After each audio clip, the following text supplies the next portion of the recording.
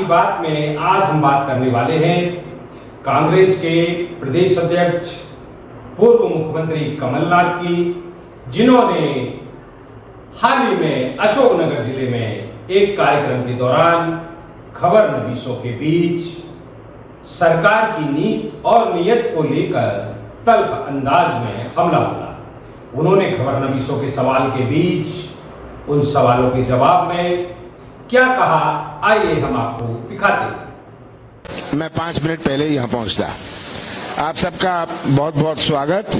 आपके सामने प्रदेश की तस्वीर है, ज़्यादा समझाने की जरूरत नहीं है कि भ्रष्टाचार की क्या सीमा है, आज भ्रष्टाचार का क्या रिकॉर्ड है, घोटालों का क्या रिकॉर्ड है।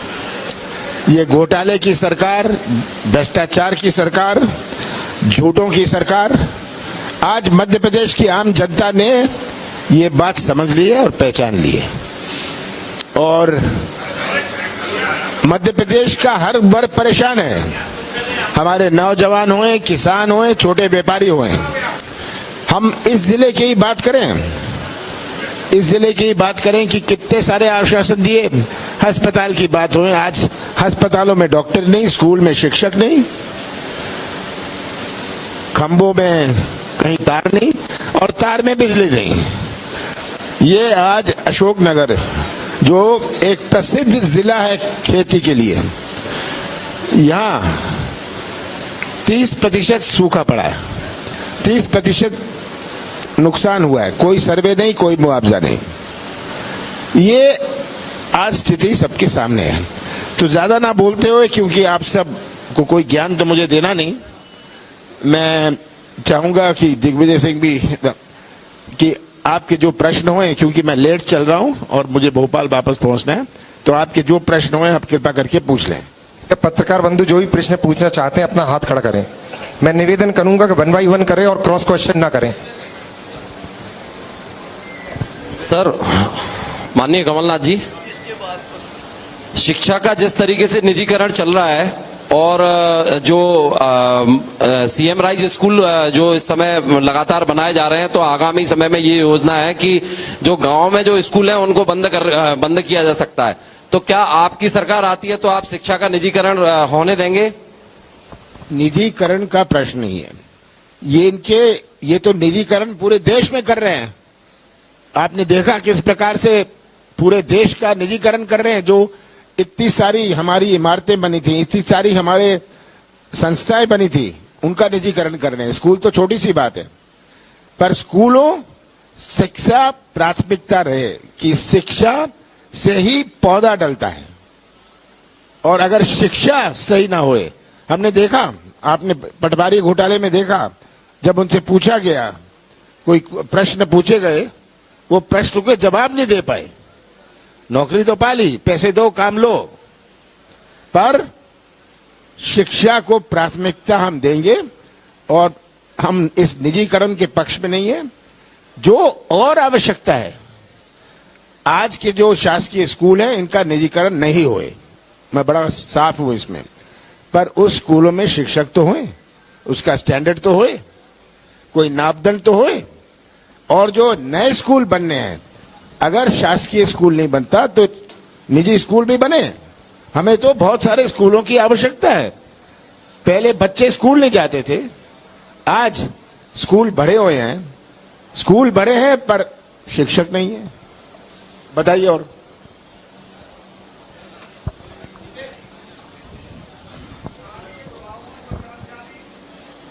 आदरणीय सर, उपचुनाव में बिकाऊ टिकाऊ का मुद्दा काफी चला था, फिर इसके बाद अब फिर से अभी चुनाव का दौर आ गया है, फिर से टिकट वितरण होना है।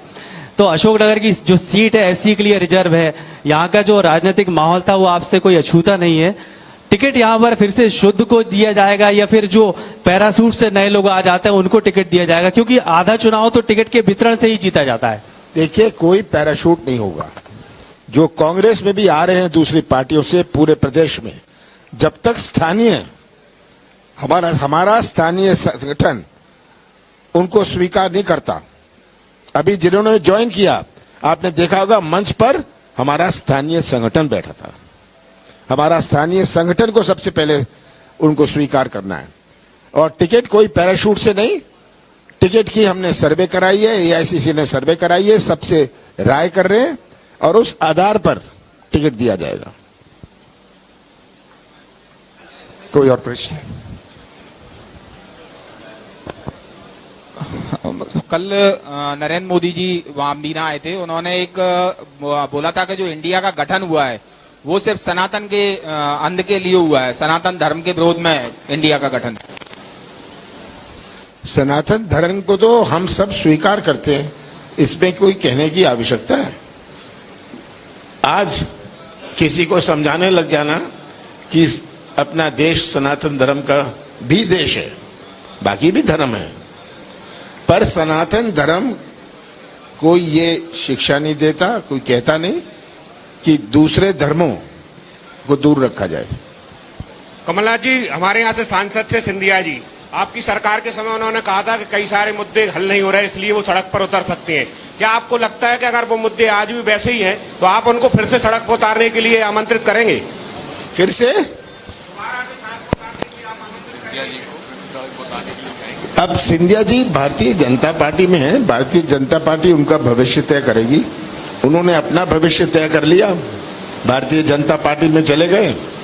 अब भारतीय जनता पार्टी उनका भविष्य तय करेगी, सिंधिया जी खुद उनका भविष्य तय करेंगे। माननीय, किसी भी सरकार के द्वारा जो रेवड़ी कल्चर का जो एक प्रचलन जो देखने में आ रहा है, चाहे वो बीजेपी हो या किसी भी राज्य की, तो ये रेवड़ी कल्चर से समाज कितना अकर्मण्य या इसमें कितनी आत्मनिर्भरता की कमी आती है। और प्रदेश में अभी वर्तमान में जो कर्ज की दशा है मध्य प्रदेश में, उसके बारे में थोड़ा बताएं। ये जो पिछले 4-5 महीनों में शिवराज सिंह जी ने घोषणाएं करनी शुरू करी हैं, इनकी घोषणा की मशीन डबल स्पीड पर चल रही है, इनकी झूठ की मशीन डबल स्पीड पर चल रही है। 18 साल बाद इन्हें बहनें याद आई, 18 साल बाद इनको कर्मचारी याद आए, 18 साल बाद उन्हें नौजवान याद आए। आज मध्य प्रदेश में 3,30,000 करोड़ रुपए का कर्जा है। मैं तो पूछता हूं, इस कर्जे का क्या उपयोग किया आपने? ये आपको प्रश्न पूछना चाहिए। इन्होंने बड़े बड़े ठेके दिए, बड़े बड़े ठेकों में से एडवांस देके अपनी कमीशन निकाली, पर इस 3,30,000 करोड़ रुपए का कर्जा जो लिया है, क्या हमारे आउटसोर्स वालों को फायदा हुआ? क्या हमारे संविदा वालों को फायदा हुआ? क्या हमारे आशा उषा का फायदा हुआ? क्या यहाँ अगर कॉलेज रुका हुआ है, कॉलेज की घोषणा हुई है, क्या कॉलेज बनना शुरू हुआ? क्या कॉलेज को अलॉट हुआ? तो ये जो कल्चर शिवराज सिंह जी ने शुरू किया है, मैं बहनों को 1,000 रुपए दूंगा, 1,500 रुपए दूंगा, ये पिछले 4-5 महीने से जो उनका खेल है, ये अपना पाप धोना चाहते हैं, 18 साल का पाप धोना चाहते हैं और जनता को गुमराह किया जा रहा है। चलिए।